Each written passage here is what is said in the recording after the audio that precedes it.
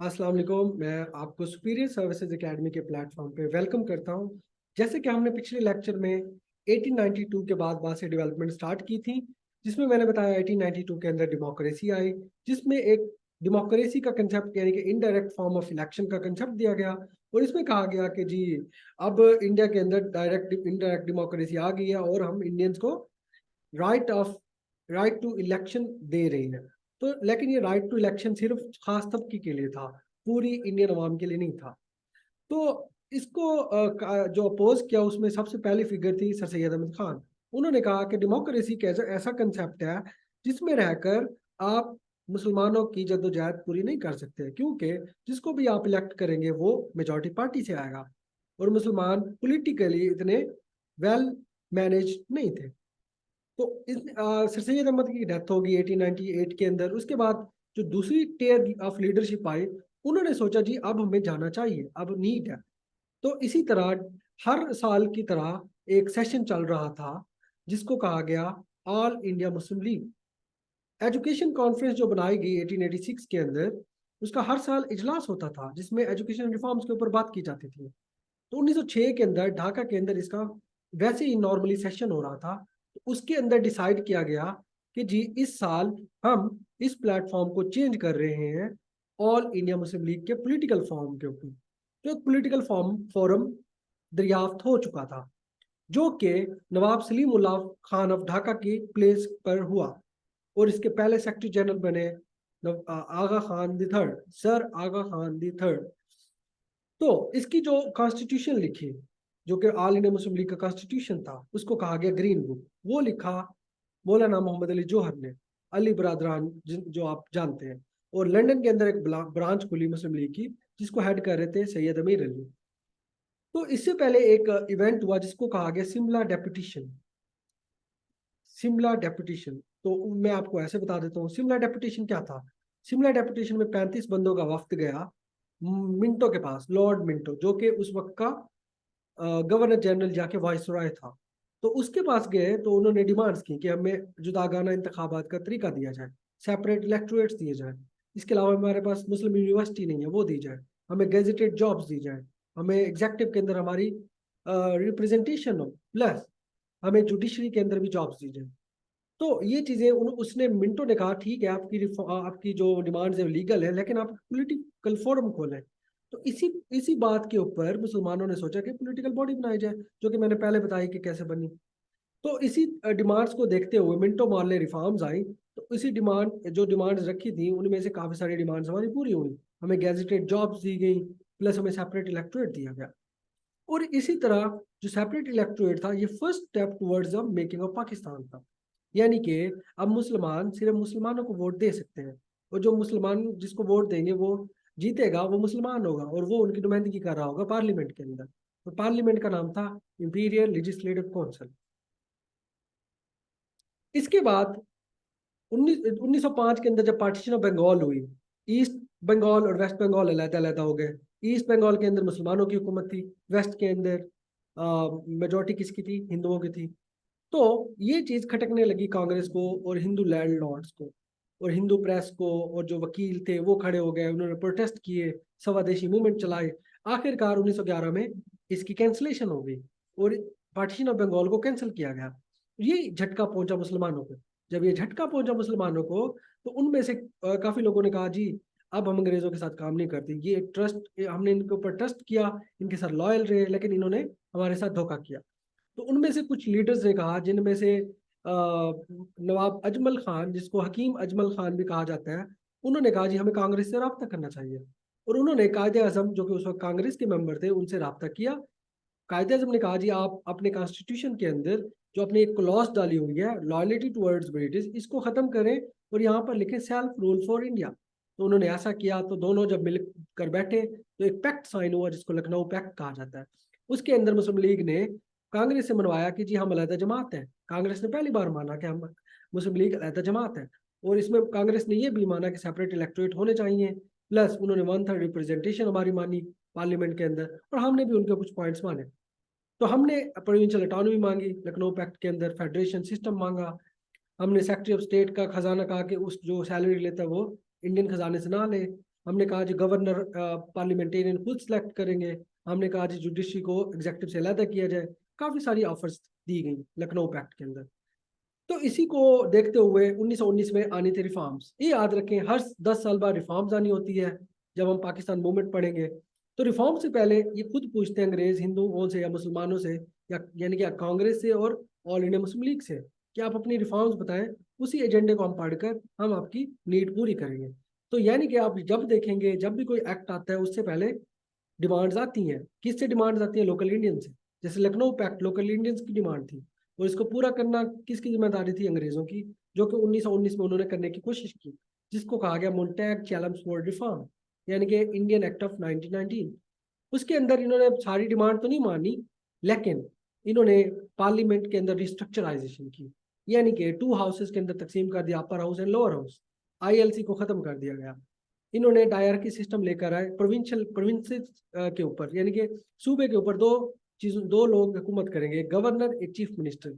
2 किस्म के सब्जेक्ट कायम हुए, transport subject and reserve subject. Transport कौन चलाएगा? Chief minister. वो रिजर्व कौन चलाएगा? गवर्नर। रिजर्व सब्जेक्ट बहुत पावरफुल थे, यानी कि लॉ का महकमा किसके पास था? गवर्नर। और पुलिस का किसके पास था? Chief minister. अगर लॉ गवर्नर बना रहे तो पुलिस कौन चलाएगा?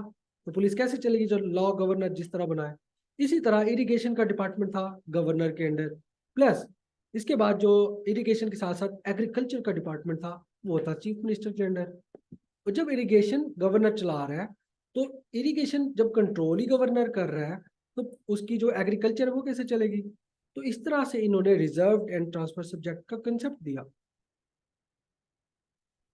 इसके बाद जो आ जाती है खिलाफत मूवमेंट 1919 से 1924, इस फेज को कहा जाता है फेज ऑफ कम्युनलिज्म, यानी कि कम्युनल पॉलिटिक्स स्टार्ट होगी, politics on the basis of religion. 1914 से 1918 तक वर्ल्ड वॉर 1 चली। वर्ल्ड वॉर 1 में ओटोमन एम्पायर हार गई, जिन्होंने साथ दिया था जर्मनी का। जब ये हार गए तो इनके इलाके डिवाइड होने थे, ओटोमन एम्पायर टूटनी थी, खलीफा का सिस्टम खत्म होना था। तो इसको बचाने के लिए खिलाफत कमेटी बनी, जिसको अली बरादरान ने बनाया। और इनका साथ किसने दिया? गांधी ने 1920 के अंदर क्या चीज चला के? नॉन कॉपरेशन मूवमेंट चला के। जब नॉन कॉपरेशन मूवमेंट चली, दोनों मिल गए, तो दोनों इकट्ठे चली। और एक बात याद रखें, जो मुस्लिम लीग की लीडरशिप थी वो इसको इंडोर्स नहीं करती थी, खिलाफत मूवमेंट को, लेकिन ये चली। इसके अंदर और भी मूवमेंट चली, जैसे कि हिजरत मूवमेंट चली, मोपला अपराइजिंग हुई, ठीक है, और काफी सारे कत्लो गारत हुई। लेकिन ये गांधी जी ने जी 1922 के अंदर चोरा चोरी इंसिडेंट के बाद इसको कॉल ऑफ कर दिया। जब चोरा चोरी इंसिडेंट हुआ तो गांधी ने बहाना बनाया, जी ये वायलेंट हो रहा है और मैं नॉन वायलेंट हूँ। तो गांधी जी ने अपना नजरिया, जो नॉन वायलेंट वायलेंस का नजरिया था, उसको पूरा करने के लिए कॉल ऑफ करा दी। इसी तरह एक सेटबैक मिला खिलाफत मूवमेंट को। तो खिलाफत मूवमेंट तो दम तोड़ गई जब 1924 के अंदर खुद ही तुर्कियों ने अपने खलीफा की सीट को खाली करा दिया, खिलाफत का सिस्टम ही खत्म कर दिया। इसी तरह ये खत्म होगी, और इसको मुस्लिम लीग ने कभी काबिल कबूल नहीं माना। यानी कि अल्लामा इकबाल भी इसके खिलाफ थे, कायदे आज़म भी इसके खिलाफ थे। इवन के इसकी वजह से कायदे आज़म ने कांग्रेस की जो पार्टी से रेजिग्नेशन दी थी। दिल्ली प्रपोजल, इसके बाद जब मैंने बताया कि हर 10 साल बाद एक प्रपोजल लाना था, एक लॉ मेकिंग बननी थी जो अंग्रेज देते थे। 1919 में आया, पहले 1909 में आया, फिर 10 साल बाद 1919 में, फिर उसके 10 साल बाद 1929 या 30 में आना था।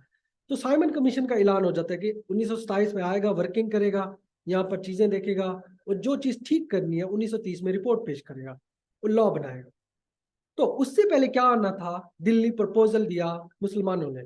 मैंने बताया कोई भी लॉ आने वाला है, कोई भी लॉ मेकिंग होने वाली है, तो उसके लिए सबसे पहले अंग्रेज क्या करते हैं, वो मुसलमानों और हिंदुओं दोनों से पूछते हैं आपको क्या चाहिए।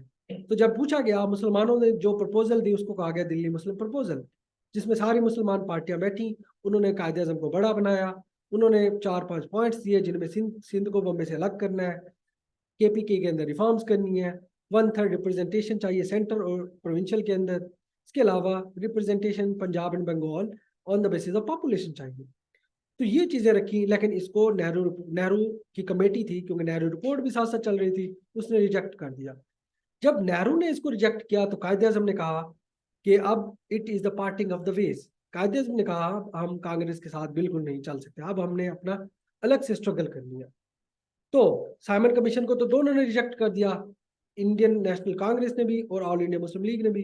जब दोनों ने रिजेक्ट किया तो ऑटोमेटिकली साइमन कमीशन की लीगलाइजेशन नहीं रही, वो एक अलग से एक डॉक्यूमेंट बन गया, उसकी कोई कानूनी हैसियत नहीं रही, कोई उसको पार्टी नहीं मान रही थी।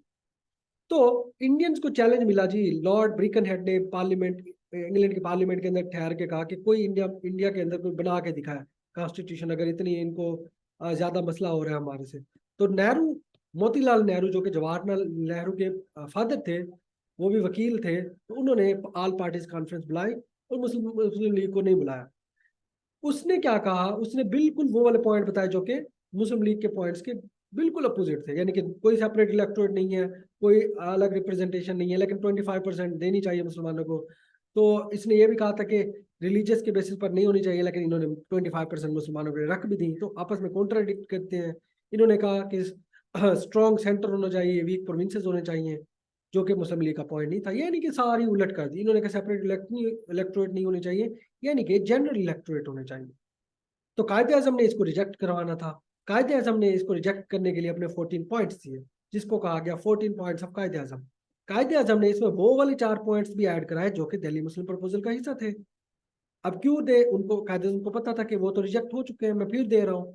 तो इसका मकसद ही रिजेक्ट करवाना था, ताकि यहाँ पर एक पॉलिटिकल डेडलॉक क्रिएट हो सके, और इसको इसका सोल्यूशन कौन दे सके, अंग्रेज सरकार। क्योंकि अगर हम मान लेते नेहरू रिपोर्ट को, हमने साइमन कमीशन को रिजेक्ट कर दिया, अगर हम नेहरू रिपोर्ट को मान लेते तो इसका मतलब था हम अपना सेपरेट इलेक्टोरेट को भी खो बैठते, प्लस हम अपनी जो दूसरे प्रोविंसेस के अंदर रिफॉर्म्स है वो भी खो बैठते और अपनी सीट्स भी खो बैठते। तो इसको देने के लिए उन्होंने 14 पॉइंट्स दिए, जिनमें फेडरल सिस्टम होगा और वीक पावर होगी सेंटर की, और दूसरी पावर सारी दी जाएंगी प्रोविंसेस को। प्रोविंशियल ऑटोनॉमी होगी, सेपरेट इलेक्टोरेट होंगे, सिंध को बम्बे से अलग किया जाएगा, एनडब्ल्यूएफपी और बलूचिस्तान के अंदर रिफॉर्म्स होंगी, मुस्लिम के लिए 1/3 रिप्रेजेंटेशन होगी सेंटर और प्रोविंसेस के अंदर, मिनिस्ट्रीज के अंदर भी, और रिलीजियस फ्रीडम होगी, और डिफरेंट पॉइंट्स इन्होंने दिए।